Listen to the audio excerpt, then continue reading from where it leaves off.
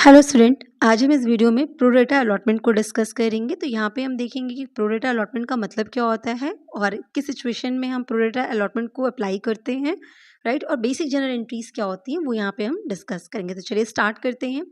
देखिए, जब कभी भी ओवर सब्सक्रिप्शन का केस होता है तो प्रो रेटा का अलॉटमेंट होता हो। अब ओवर सब्सक्रिप्शन का केस का क्या मतलब हो गया कि जब कभी कंपनी जितने शेयर्स पब्लिक को ऑफर की है, इशू की है, उससे ज़्यादा एप्लीकेशन रिसीव हो जाती है कंपनी को, तो हम कहते हैं कि ओवर सब्सक्रिप्शन हो गया है, राइट। मतलब अगर कंपनी ने 5000 शेयर्स इशू किए तो लोगों ने जो एप्लीकेशन भेजा वो 6000 शेयर्स के लिए भेज दिया।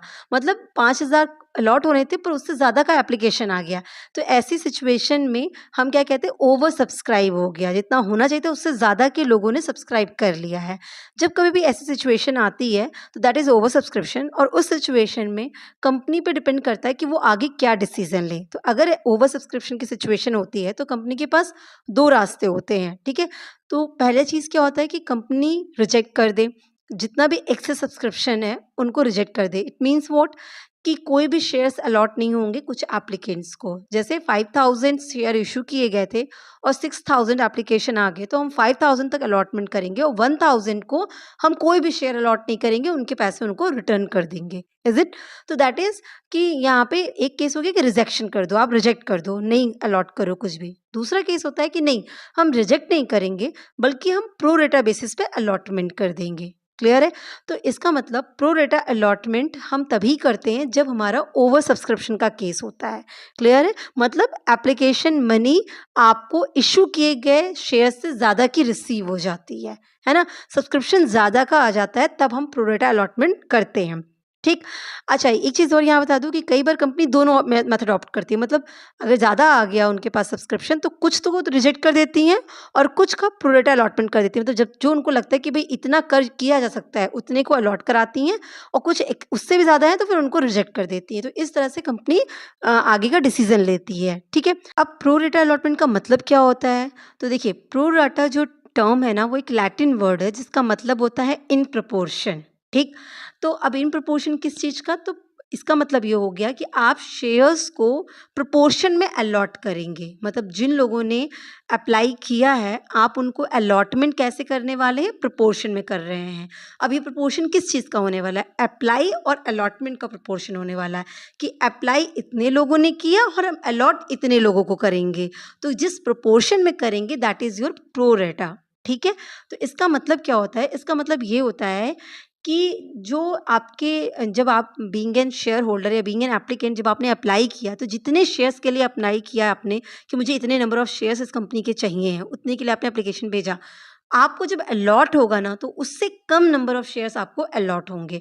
तो ये प्रो रेटा से अगर जब भी अलॉटमेंट किया जाता है तो उसका रिजल्ट ये होता है। Is it?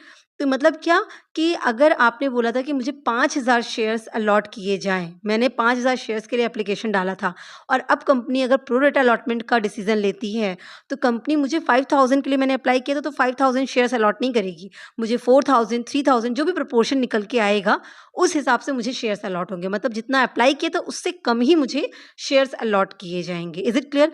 कितना कम, that is your proportion. Apply और अलॉटमेंट के प्रोपोर्शन के बेसिस पे निकलेगा कि एक ने कितने का अप्लाई किया था और उसको कितना अलॉट होगा। और होता क्या है कि भाई अगर हम आपको कम अलॉट करेंगे तो थोड़ा थोड़ा बचाते बचाते हम कुछ और शेयर होल्डर्स को कुछ ना कुछ शेयर्स अलॉट कर देंगे।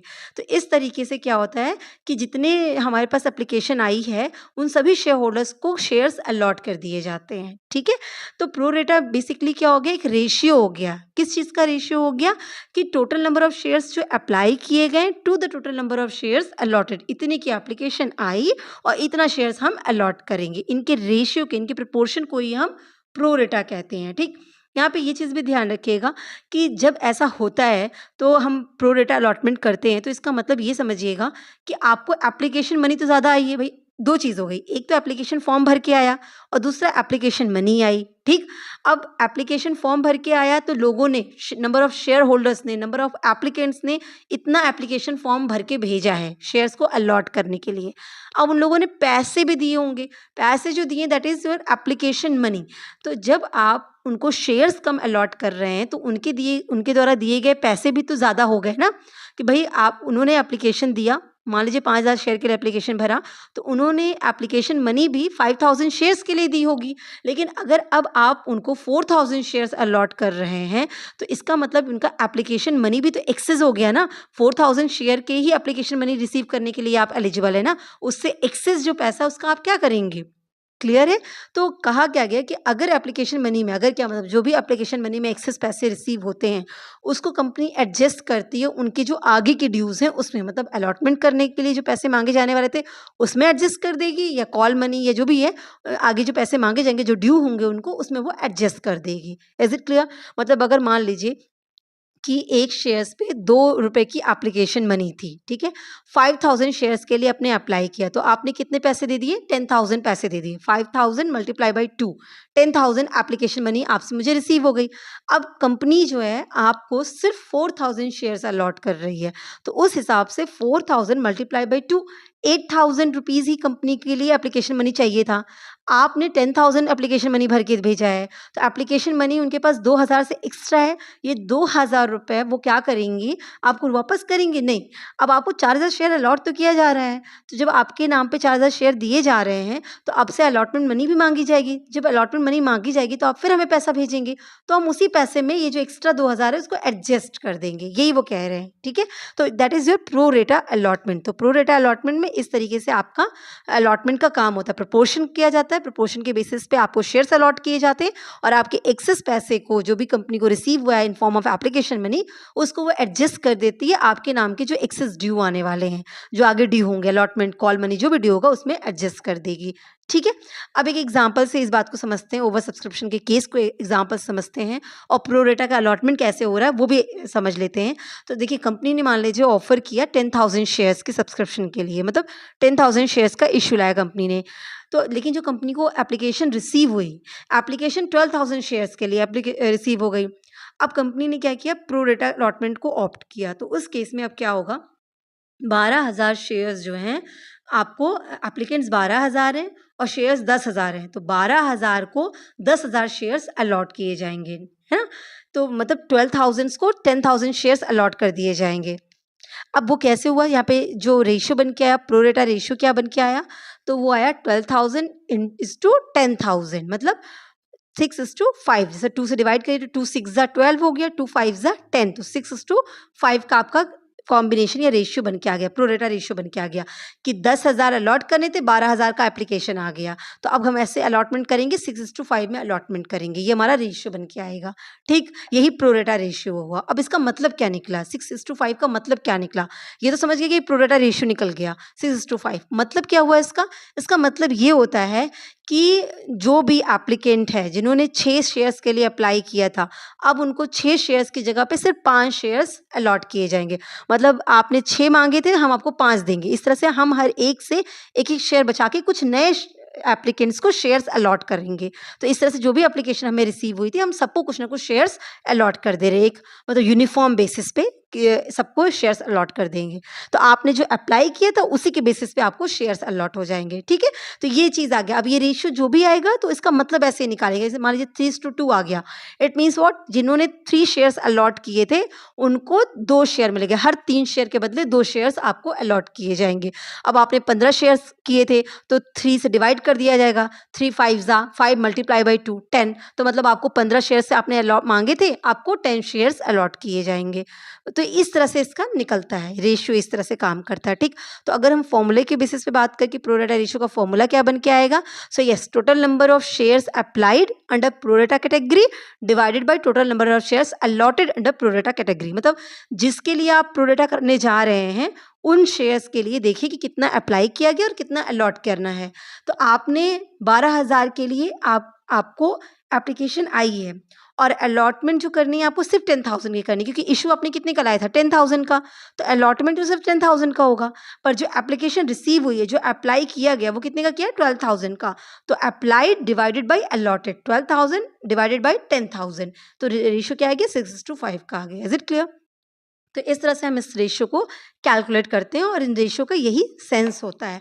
अब जब एंट्री की बात करते हैं तो एंट्री में जनरल एंट्री की अगर हम बात करते हैं तो देखिए 2 सिचुएशन अराइज़ होती है। एक तो रिजेक्ट कर दीजिए एप्लीकेशन कि मतलब भाई हम आपको शेयर्स अलॉट नहीं कर सकते, इतने शेयर्स हैं, इतने शेयर्स को अलॉट करेंगे, ठीक? तो ऐसे सिचुएशन में हम क्या करेंगे, जब आपने एप्लीकेशन मनी भेजी हमको, तो हमने एंट्री की होगी कि bank account debit to share application, है ना? पैसा आया मेरे पास, तो हमने bank account debit to share application कर दी। अब हम आपका रिजेक्ट कर रहे हैं, मतलब आपका पैसा हम वापस करेंगे। तो जो शेयर एप्लीकेशन को हमने क्रेडिट करके रखा था, अब हमें उसे रिवर्स करना पड़ेगा पूरी एंट्री को।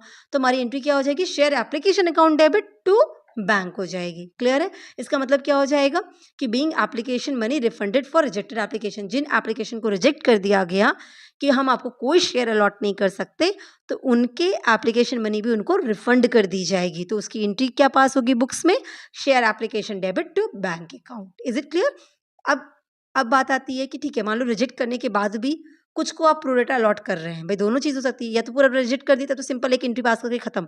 पर अगर आप रिजेक्ट भी कर रहे हो, प्रोरेटा अलॉटमेंट भी कर रहे हो, तो रिजेक्ट की भी एंट्री पास होगी और प्रोरेटा की भी एंट्री पास होगी। और अगर आप रिजेक्ट एक को भी नहीं कर रहे हो, सीधा प्रोरेटा कर रहे हो, तो प्रोरेटा की एंट्री पास होगी। तो अब प्रोरेटा अलॉटमेंट की एंट्री कैसे होगी?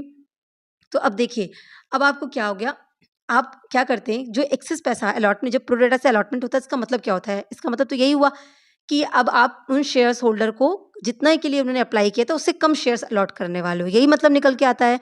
अप्लाई से कम अलॉटमेंट होने वाला है, ठीक? अगर कम अलॉट करोगे शेयर्स तो एप्लीकेशन मनी एक्सेस हो जाएगी। अगर एक्सेस हो गई तो उस एक्सेस एप्लीकेशन मनी को आप एडजस्ट करोगे। किस में एडजस्ट करोगे? उनकी नेक्स्ट ड्यू में, मतलब अलॉटमेंट का पैसा नेक्स्ट ड्यू होता है तो अलॉटमेंट में एडजस्ट करोगे, ठीक? इसका मतलब आप उनसे अलॉटमेंट का पैसा रिसीव करते, बैंक अकाउंट डेबिट, जब उनको ड्यू करते उसके बाद उनसे रिसीविंग आती, bank account debit to share allotment, यही तो आती। अब क्या करते, अब क्या हुआ, आपको पहले ही पैसा आ गया है। अब जब वो पैसा भेजेंगे तो बैंक में आए नहीं, बैंक में नहीं, आपका पहले से पैसा आके रखा है। कहाँ पे रखा है? शेयर एप्लीकेशन अकाउंट में, क्योंकि एक्सेस पैसा कहाँ रखा है? एप्लीकेशन अकाउंट में। तो शेयर एप्लीकेशन अकाउंट से पैसा आपको कहाँ ट्रांसफर करना होगा? शेयर अलॉटमेंट में। आप एंट्री करते bank account debit to share allotment. अभी क्या करेंगे, बैंक की जगह पैसा कहाँ रखा है? शेयर एप्लीकेशन अकाउंट में, तो share application account debit to share allotment account. Is it clear? अब ये मतलब एप्लीकेशन से ट्रांसफर करना है किसको? अलॉटमेंट से। तो एप्लीकेशन से पैसा कम होगा, डेबिट कर दिया, अलॉटमेंट में पैसा आ जाएगा तो उसको अपने क्रेडिट कर दिया, तो share application account debit to share allotment. ठीक है, आप इस कॉन्सेप्ट को जैसे भी समझ पाइए, मतलब बेसिकली एंट्री इस तरह से होगी। तो हम इसका नरेशन कैसे पास करेंगे कि being excess application money adjusted against allotment money. तो जितना भी एप्लीकेशन मनी एक्सेस था, एप्लीकेशन के लिए जितना होना था उतना रख लिया हमने। जैसे हमने कहा था कि 4000 शेयर अलॉट हुए और 2 रुपये का, तो 8000 आपको अलॉट होना था, 8000 हमने अपने अकाउंट में रखा।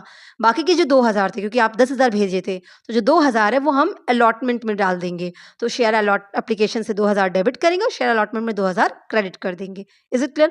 अगर इसके अलावा भी अलॉटमेंट में कुछ है तो आप वो मंगाइए, फिर वो सेम उस तरह से आप रिसीविंग करिए उसकी। ठीक है, तो ये हमारा प्रोरेटा अलॉटमेंट की एंट्री होगी। सो आई होप आपको क्लियर हुआ होगा कि प्रोरेटा का कॉन्सेप्ट क्या है, क्या होता है और इसकी एंट्री कैसे पास करते हैं, और इस चीज़ को कब किस सिचुएशन में करेंगे, कैसे कैलकुलेट कर सकते हैं। So wish you all the best. Thank you so much.